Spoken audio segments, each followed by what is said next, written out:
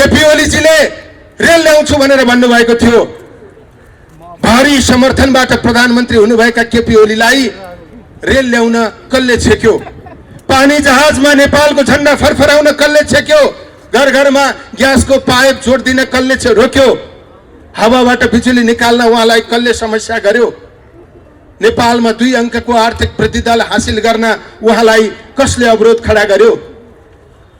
3 वर्ष सरकार चलाउँदा एउटा पनि सिग्नेचर प्रोजेक्ट ल्याउन नसक्ने, जनतालाई कुनै पनि खालको राहत दिन नसक्ने, कोभिडको यो महामारीमा जनतालाई परेको यति विघ्न समस्यामा कहीँ पनि सहयोगी बन्न नसक्ने र सरकार छ भनेर हामीले मानिदिनु पर्ने, यो भन्दा असफल सरकार मेरो विचारमा नेपालमा आजसम्म बनेकै थिएन। स्थिरताको त प्रधान शत्रु हो केपी ओली। उहाँले नेपालमा स्थिरता देख्नै सक्नुहुन्न। विभिन्न विधेयकहरू ल्याएर नेपालको संवैधानिक जे व्यवस्था थियो अध्यादेश ल्याएर उहाँले त्यसलाई मिच्न खोज्नुभयो।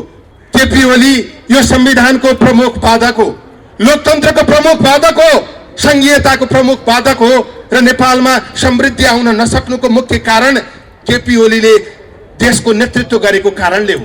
हिजो राजाहरूले टेरेनन्, त्यसैले राजाहरूले नटेरेका कारणले उनीहरूलाई हामीले हटायौं र गणतन्त्र ल्यायौं। तर आज संविधान भन्दा माथि बस्न खोजिरहनु भएको छ विद्यादेवी भण्डारीज्यू।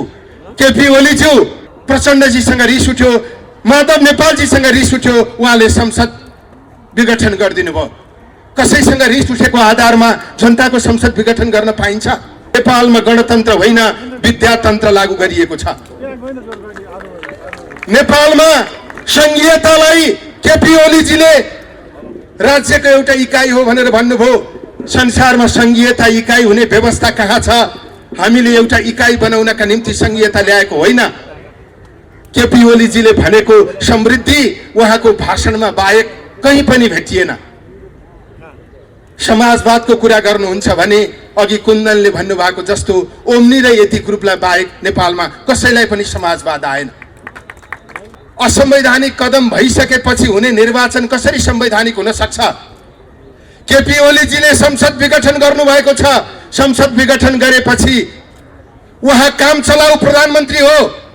काम चलाउ प्रधानमन्त्रीले दुनियाँमा कहाँ मन्त्रीमण्डल विस्तार गरेको छ? मकैबारी हेर्न बादरलाई जिम्मा दिए जस्तै नेपालको गणतन्त्रको नेतृत्व गर्न केपी ओलीलाई जिम्मा दिएको कारणले यो परिस्थिति निर्माण भएको हो।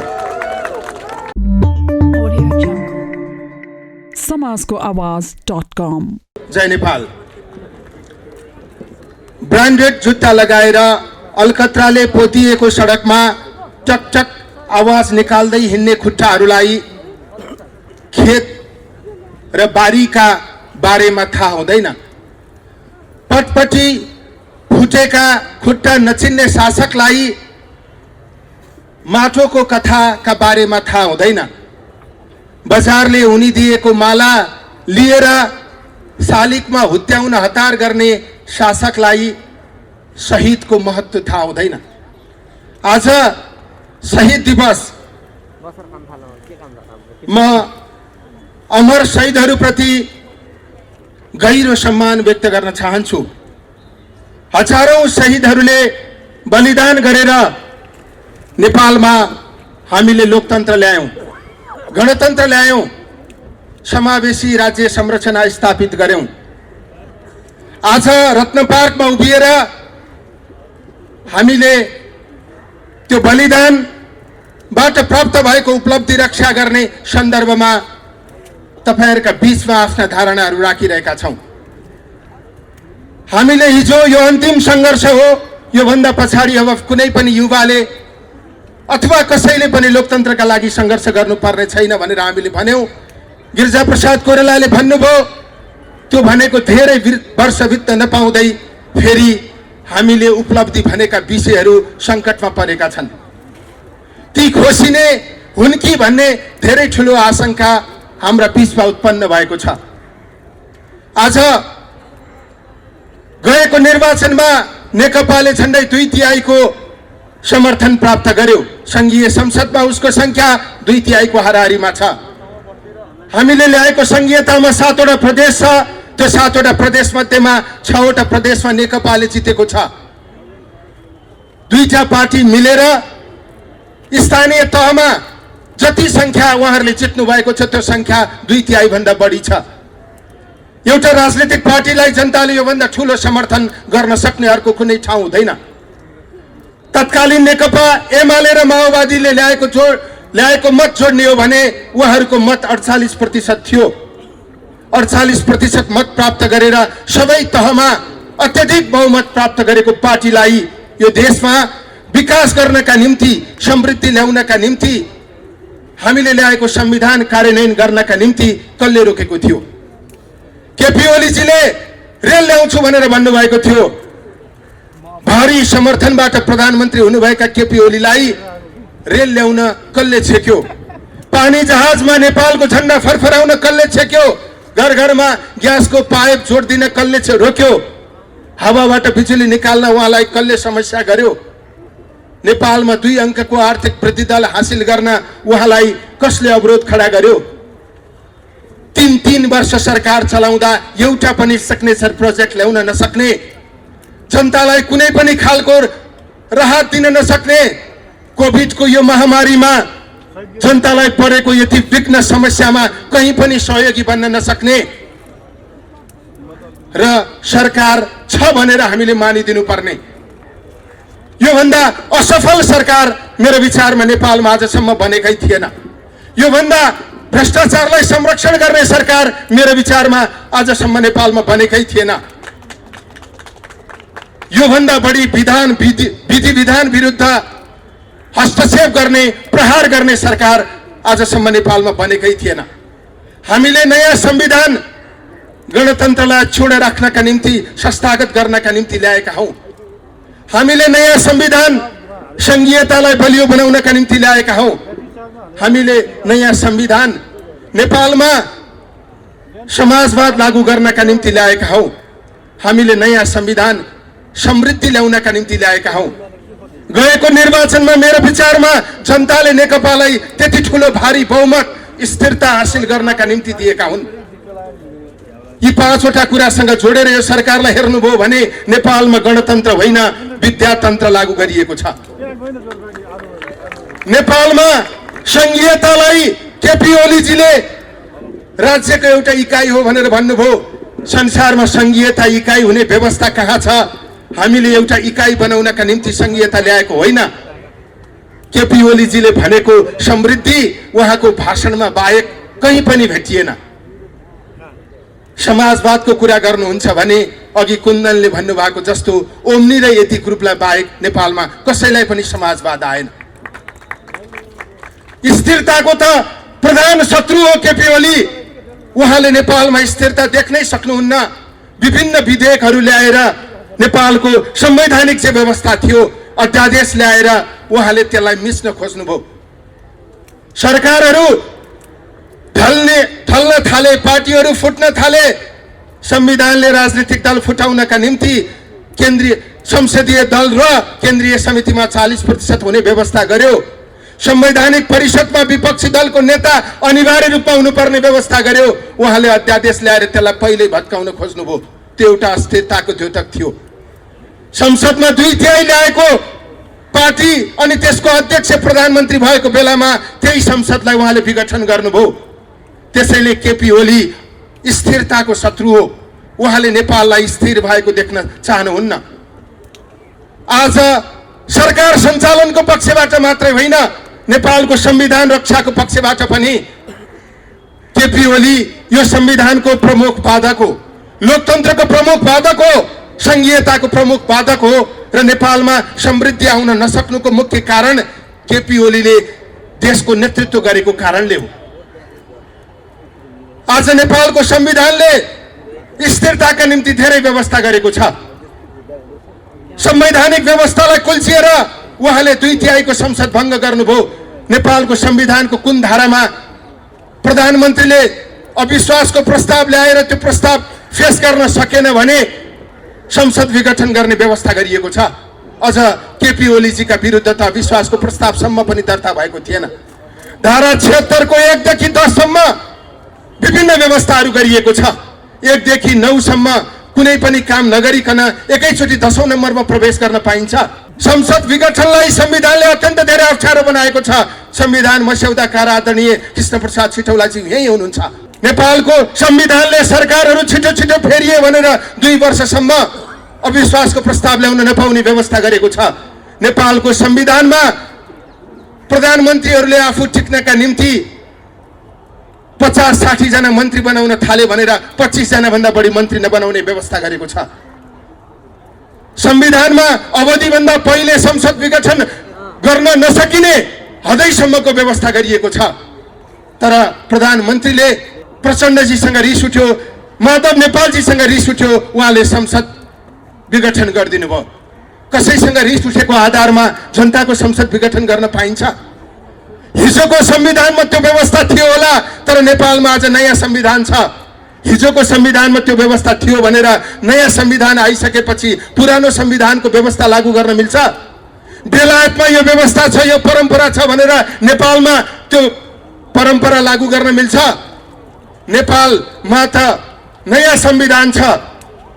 हामीले संविधान भन्दा माथि कसैलाई पनि नराख्नका निम्ति गणतन्त्र ल्याएका हौं। हिजो राजाहरूले टेरेनन्, त्यसैले राजाहरूले नटेरेका कारणले उनीहरूलाई हामीले हटायौं र गणतन्त्र ल्यायौं। तर आज संविधान भन्दा माथि बस्न खोजिरहनु भएको छ विद्यादेवी भण्डारीज्यू, केपी ओलीज्यू। पाब्लो नेरुदले भनेका थिए, तिमी बगैँचाको फूल टिप्न सक्छौ, तिमी बगैँचा फाड्न सक्छौ, तर वसन्त आगमनलाई तिमीले रोक्न सक्दैनौ। केपी ओलीजी, तपाईले एकपटक संवैधानिक व्यवस्थालाई कुल्चन सक्नुहुन्छ। तपाईले एकपटक नागरिक सभाको आन्दोलनमा फोहोरा हाल्न सक्नुहुन्छ। तपाईले थुप्रै मान्छेलाई शहीद बनाउन सक्नुहुन्छ, तर देशको प्रगति र उन्नतिलाई तपाईले रोक्न सक्नुहुन्न। तपाई निरङ्कुश शासक बन्ने तपाईको जुन चेष्टा छ त्यो कुनै पनि हालतमा सम्भव हुन सक्दैन। त्यसैले समयलाई केपी ओलीजीले रोक्न सक्नुहुन्न, लोकतन्त्रलाई उहाँले समाप्त गर्न सक्नुहुन्न। यो जुन खालको प्रवृत्ति केपी ओली प्रवृत्ति मुलुकको राजनीतिमा देखिएको छ, यो प्रवृत्तिले नेपालको लोकतन्त्रलाई बलियो बनाउँदैन, नेपालमा लोकतन्त्रलाई संस्थागत गर्दैन। एउटा भनाइ छ, मकैबारी हेर्न बाँदरलाई जिम्मा दिए जस्तै नेपालको गणतन्त्रको नेतृत्व गर्न केपी ओलीलाई जिम्मा दिएको कारणले यो परिस्थिति निर्माण भएको हो। 62-63 सालको जनआन्दोलनको उपलब्धि हासिल गर्ने सवालमा केपी ओलीजी त्यसको अंशियार होइन। केपी ओलीजी गणतन्त्रवादी नेता पनि होइन। गणतन्त्र विरोधी नेतालाई हामीले गणतन्त्रको बागडोर सम्हाल्न दियौं। त्यसकारण आज यो उपलब्धिहरू संकटमा परेको स्थिति छ। म सम्मानित अदालतलाई पनि भन्न चाहन्छु, अदालत र न्यायमूर्तिहरू हाम्रा लागि सम्मानित व्यक्ति र संस्था हो। अदालतको निष्पक्षताका निम्ति हामी लडेका हौं। शक्ति पृथकीकरण हाम्रो सिद्धान्त हो। त्यसैले शक्ति पृथकीकरणको आधारमा अदालत निष्पक्ष छ भन्ने हाम्रो विश्वास छ। अदालत किन व्यवस्था गरिएको भने केपी ओली जस्ता मान्छेहरू निर्वाचित भएर आउन सक्छन्, यिनीहरूले संविधानमाथि प्रहार गर्न सक्छन्। यस्ता निर्वाचित निरङ्कुश शासकहरूलाई सचेत गराउनका निम्ति, यिनीहरूलाई नियन्त्रण गर्नका निम्ति, निर्वाचित हुँ भन्ने अहमका आधारमा निरङ्कुश बन्न चाहनेहरूलाई रोक्नका निम्ति अदालत खडा गरिएको हो। त्यसैले अदालतको निष्पक्षतामाथि हाम्रो प्रश्न चिन्ह होइन। हामी जनताबाट निर्वाचित संसदलाई अदालतले पुनर्बहाली गर्छ भन्ने हाम्रो विश्वास छ। यो निरङ्कुश शासक, यो अहंकारी शासकलाई ठेगान लगाउने सवालमा अदालतले संवैधानिक जे व्यवस्था गरेको छ त्यसलाई लागू गर्छ भन्ने हाम्रो विश्वास छ। त्यसैले अदालत प्रति हामी विश्वास व्यक्त गर्दै हामी के भन्न चाहन्छौं भने केपी ओलीले पुसको 5 गते चाल्नु भएको कदम असंवैधानिक हो, अलोकतान्त्रिक हो। त्यो कदम सच्चिनु पर्छ। मान्छेहरूले प्रश्न गर्ने गरेका छन्, कदम सच्चिने भनेको के हो? कांग्रेसले कदम सच्चिनु पर्छ त भनेको छ, तर संसदको पुनर्बहाली हुनुपर्छ भनेको छैन। होइन, कदम सच्चिनुपर्छ भनेकै संसदको पुनर्बहाली हुनु हो। प्रतिनिधि सभाको पुनर्बहाली कांग्रेसको माग हो, किनकि कांग्रेस संविधानवादमा विश्वास गर्छ। संसद विघटन असंवैधानिक भनेपछि, असंवैधानिक कदम भइसकेपछि हुने निर्वाचन कसरी संवैधानिक हुन सक्छ? केपी ओलीजीले संसद विघटन गर्नुभएको छ। संसद विघटन गरेपछि उहाँ काम चलाउ प्रधानमन्त्री हो। काम चलाउ प्रधानमन्त्रीले दुनियाँमा कहाँ मन्त्रीमण्डल विस्तार गरेको छ? संसद विघटन गरेपछि केपी ओलीजीले मन्त्रीमण्डल विस्तार गर्नुभएको छ। संसारको कुन चाहिँ परम्पराले यो गर्न दिन्छ? संसारमा कुन संविधानमा यस्तो व्यवस्था गरिएको छ? लाज पनि लजाइसक्यो। प्रदेशमा हरेको व्यक्तिलाई संघीय मन्त्रीमण्डलको सदस्य बनाइएको छ। प्रतिनिधि सभामा हरेको व्यक्तिलाई राष्ट्रिय सभाको सदस्य बनाइएको छ। स्वास्थ्य सामग्री खरिदमा बर्मलुटसँग भ्रष्टाचार गरिएको छ। तपाईले लगाउनु भएको मास्क 10 रुपैयाँमा किन्न पाइन्छ, तर राज्य कोषको पैसा खर्च गरेर नेपाल सरकारले G2C सम्झौता गरेर 53 रुपैयाँमा यो मास्क किनेको हिसाब देखाएको छ। यो भन्दा ठूलो अनियमितता र यो भन्दा ठूलो भ्रष्टाचारहरू के हुन सक्छ?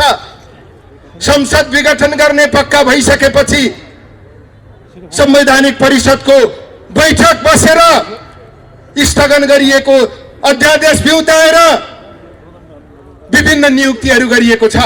अख्तियार अनुसन्धान आयोगको प्रमुख जसलाई बनाइएको छ, उहाँको फाइल अख्तियारमा पहिल्यै तामेलीमा बसेको छ। अख्तियारमा फाइल भएको मान्छे अख्तियारको प्रमुख हुन गएपछि अब उसले भ्रष्टाचार रोक्न सक्छ? निर्वाचन आयोगमा नेकपाको सदस्य केपी ओलीजीको भक्तला लगेपछि निर्वाचन निष्पक्ष हुन सक्छ? संसद विघटन गर्ने निश्चित भइसकेपछि संवैधानिक आयोगका सदस्य र प्रमुखहरू नियुक्त गर्न पाइन्छ? यो भन्दा ठूलो अहंकार, यो भन्दा ठूलो ज्याजती, यो भन्दा ठूलो मन परितन्त्रहरू के हुन सक्छ? त्यसैले संवैधानिक परिषदमा गरिएको नियुक्ति पूर्ण रूपमा असंवैधानिक छ। त्यसमा नेपाली कांग्रेसको असहमति छ, विरोध छ, त्यो खारेज हुनुपर्छ। मन्त्रीमण्डल विस्तार काम चलाउ सरकारले गर्न सक्दैन, त्यो पनि खारेज हुनुपर्छ। सँगसँगै यो असंवैधानिक कदम सचिएर संसदको पुनर्बहाली हुनुपर्छ। कांग्रेस यो संसदमा सानो आकारमा होला, त्यो एउटा विषय हो। कांग्रेसको आकार सानो छ या ठूलो छ त्यो हाम्रो सरोकारको कुरा होइन। 15 सालमा 2/3 ल्याएर निर्वाचित भएका बीपी कोइरालाले ज्ञानेन्द्रले महेन्द्रले भने अनुसार गरिदिन तयार भएको भए उनी सधैँ प्रधानमन्त्री भइरहन्थे। तर उनी महेन्द्रले भने अनुसार गर्न तयार भएनन्। लोकतन्त्र समाप्त हुन उनले दिएनन्। त्यसकारण उनी प्रधानमन्त्रीको कुर्सीबाट सिधै जेलको छिडीमा पुगे। त्यसैले कांग्रेसका लागि संविधानवाद ठूलो कुरा हो, लोकतन्त्र ठूलो कुरा हो। पहिलो कुरा, असंवैधानिक कदम चाल्ने प्रधानमन्त्रीले गरेको चुनाव संवैधानिक हुन सक्दैन। केपी ओलीजी चुनाव गर्ने लायकत राख्नुहुन्न। उहाँले गरेको चुनाव आधिकारिक हुन सक्दैन। त्यसमाथि केपी ओलीजीले चुनाव गर्नुहुन्न। वैशाखको 17 गते चुनाव हुँदैन, यो हामी सबैलाई थाहा छ। कांग्रेस त्यति मूर्ख छैन। केपी ओलीजी सत्तामा बस्ने, सबैतिर नियन्त्रण गर्ने, सबैतिर आफ्नो सञ्जाल विस्तार गर्ने, एकलौटी गर्ने, अनि त्यसपछि उहाँले गरेको चुनाव चाहिँ निष्पक्ष हुन्छ भनेर हामीले पत्याउन सक्दैनौँ। केपी ओलीजी प्रधानमन्त्री भएर कांग्रेसलाई जिताउनका निम्ति उहाँले चुनाव गर्दिनुहुन्न। वैशाखको 17 गते चुनाव भयो, निष्पक्ष निर्वाचन भयो भने केपी ओलीजीको पनि जमानत रहँदैन। केपी ओलीजी यदि तपाईलाई जनताका बीचमा जाने इच्छा छ भने, तपाई एकदमै धेरै पपुलर छु भन्ने तपाईलाई लाग्छ भने प्रधानमन्त्रीबाट राजीनामा दिएर चुनाव लड्न आउनुहोस्। हामी त्यसपछि तपाईको हैसियत के हो हामीले देखाउँछौं। प्रधानमन्त्रीको कुर्सी छोडेको दिन 165 वटा निर्वाचन क्षेत्रमा कहीँ पनि केपी ओलीको उम्मेदवारको जमानत बाँकी रहने छैन। 3 वर्षसम्म मनपरी गर्ने, निर्मला पन्त र सम्झना विकाका बलात्कारीहरूलाई संरक्षण गर्ने, भ्रष्टाचारीहरूलाई संरक्षण गर्ने, दलालहरूलाई संरक्षण गर्ने, देश र जनतालाई सधैँभरि अपमान गर्ने, अनि उहाँ निर्वाचनमा गएर मत माग्दा कुन चाहिँ जनताले उहाँलाई भोट दिन्छ? उहाँलाई पनि थाहा छ चुनाव हुँदा म हार्छु भन्ने कुरा। उहाँले चुनाव गर्न होइन, यो प्रतिक्रियालाई कन्ट्रोल गर्नका निम्ति उहाँले निर्वाचनको पासो फ्याक्नु भएको हो। यो निर्वाचन हुँदैन। अब यदि संसदको पुनर्बहाली भएन भने नेपालमा संविधान उल्लङ्घनको प्रक्रिया प्रारम्भ हुन्छ। संसद विघटन हुने अवस्थै थिएन, तर विघटन भयो, यसको मतलब संविधान उल्लङ्घन भयो। वैशाखको 17 गते निर्वाचन हुँदैन, त्यसपछि अर्को सहमतिमा अर्को व्यवस्था हुन्छ, त्यो व्यवस्था पनि संवैधानिक व्यवस्थाको खिलाफमा हुन्छ। संविधान विरुद्ध एकपछि अर्को निरन्तर कदम अगाडि बढ्दै जान्छ र अन्तिममा के भनिन्छ भने संविधानमा नभएका विभिन्न कुराहरू लागू हुन सक्ने, अनि संविधानमा भएको गणतन्त्र हटेर राजतन्त्र किन आउन नसक्ने? यो मुलुकलाई त्यहाँ पुर्याउन खोजिएको छ। त्यहाँ पुर्याउने अभियानको नेतृत्व केपी ओलीजीले गरिरहनु भएको छ। केपी ओलीजी कम्युनिस्ट हो भन्नुहुन्छ। उहाँ यदि कम्युनिस्ट हो भने उहाँ शाही कम्युनिस्ट हो, उहाँ सामन्त कम्युनिस्ट हो। नेकपाको घोषणा पत्रमा 2 वर्षभित्र नेपाललाई खाद्यान्नमा आत्मनिर्भर बनाइनेछ भनेर लेखिएको छ। 2 वर्षभित्र खाद्यान्नमा आत्मनिर्भर बनाउँछु भनेर चुनाव जितेको नेकपाले 2 वर्षपछि होइन 3 वर्षपछि जनतालाई मल पनि दिन सकेन। नेकपाको घोषणा पत्र यति धेरै महत्त्वकांक्षी छ, त्यसको त्यहाँभित्र लेखिएको कुनै पनि काम यो सरकारले गरेन। नेकपाले अवसर नपाएको होइन, एउटा गणतन्त्र विरोधी व्यक्तिलाई नेकपाले प्रधानमन्त्री बनायो, जसले गर्दा देशमा समृद्धिको बाटो खनिनु कोरिनु त धेरै फरकको कुरा भयो। हामीले प्राप्त गरेको उपलब्धि पनि खोसिने अवस्थामा पुग्यो। त्यसको प्रमुख दोषी बनेको पुष्पकमल दाहालजी हो, माधव कुमार नेपालजी हो। हामीले प्राप्त गरेका उपलब्धिहरूलाई रक्षा गर्ने गरी उहाँहरूले नेकपालाई चलाउन सक्नु भएन। यी उपलब्धिहरू खोज्ने व्यक्तिलाई उहाँहरूले प्रधानमन्त्री बनाउनु भयो। त्यसैले आज सडकमा कांग्रेस जाँदै गर्दा हामी नेकपाको एउटा खेमा हाम्रो जस्तै मुद्दा बोकेर हिँडिरहेको छ, तर पनि हामी उहाँहरूसँग एलायन्स गरिरहेका छैनौँ, किनकि उहाँहरूको लोकतन्त्रप्रतिको निष्ठामा हाम्रो प्रश्न छ। उहाँहरू आज पनि उहाँहरूको प्रधान विषय लोकतन्त्र होइन, समावेशी गणतन्त्र होइन, उहाँहरूको मुख्य विषय राज्य कब्जा गर्ने हो। राज्य कब्जा गर्ने प्रतिस्पर्धामा नेकपा भित्र केपी ओलीजी र प्रचण्डजीहरूको झगडा भएको हो। त्यसकारण नेपाली कांग्रेस लोकतन्त्रको रक्षाका निम्ति सडकमा आन्दोलन गर्न चाहन्छ र त्यसको नेतृत्व गर्न चाहन्छ। हामीले सत्तामा जानका निम्ति यो कुरा गरिरहेका छैनौँ। हामी सडकमा लोकतन्त्रलाई सुरक्षित गर्नका निम्ति, नेकपाको यो अहङ्कारवादलाई अन्त्य गर्नका निम्ति, नेपालको संविधानमाथि जुन ढङ्गले प्रहार भइरहेको छ त्यो प्रहारलाई निस्तेज पार्नका निम्ति हामीले सडक आन्दोलनको आह्वान गर्न खोजिरहेका छौँ। हामी चाहन्थ्यौँ यो कार्यक्रम क्षेत्रीय समितिले होइन, नेपाली कांग्रेसको केन्द्रीय समितिले हाम्रो सभापतिलाई यो मञ्चको बीचमा राखेर हामी आन्दोलन गर्न चाहन्थ्यौँ। हाम्रो त्यो प्रयास अहिले पनि जारी छ। टुडी खेलको मैदानमा देशभरिबाट लोकतन्त्र रक्षाका निम्ति काठमाडौँ आउनुहोस् भनेर लोकतन्त्रवादीहरूलाई काठमाडौँमा बोलाएर कांग्रेसले यो संविधान बचाउनका निम्ति जनतालाई अपिल गर्न जरुरी छ। लोकतन्त्र बचाउनका निम्ति जनतालाई अपिल गर्न जरुरी छ। युवाहरूको अधिकार सुरक्षित गर्नका निम्ति सडक आन्दोलनको नेतृत्व गर्न कांग्रेस अग्रसर हुन जरुरी छ। हामीले त्यही प्रयासको प्रारम्भ यहाँबाट गरिरहेका छौँ। आज शहीद दिवसको दिन नेपाली कांग्रेसले यो असंवैधानिक कदमको विरुद्ध राजधानीमा एउटा बृहत सभा गरिरहेको छ। यो प्रारम्भ हो। हामी योभन्दा अगाडि देशका ठूला सहरहरूमा र काठमाडौँ उपत्यकामा जनतालाई आह्वान गरेर यो निरङ्कुशताका विरुद्ध, यो प्रतिगमनका विरुद्ध सशक्त आन्दोलनमा सहभागी हुन अनुरोध गर्न गइरहेका छौं। नेपाली कांग्रेसले यो आफ्नो लागि होइन, हामीले बारम्बार भनेका छौं हामी हाम्रा लागि कांग्रेस भएको होइन, अरूको अधिकार रक्षा गर्नका निम्ति कांग्रेस भएका हौं।